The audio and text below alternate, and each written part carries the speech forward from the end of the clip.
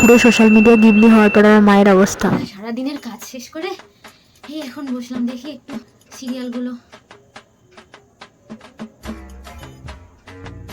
কি মানুষগুলোকে সব এরকম কার্টুনের মতো লাগছে কেন?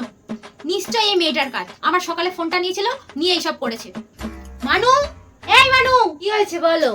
এই তুই কি করেছিস আমার ফোনটাতে? সব মানুষগুলো কেমন কার্টুনের মতো লাগছে দেখতে।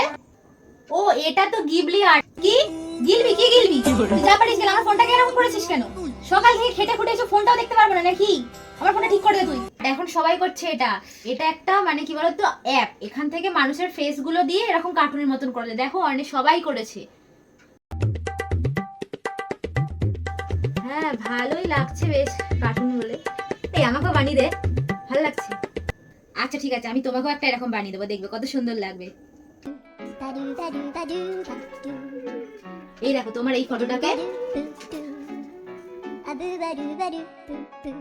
এই দেখো এইরকম বানিয়ে দিয়েছি। ভালো লাগছে না? ভালোই লাগছে তো। দাঁড়া তোর বাবাকে দেখিয়ে আনি।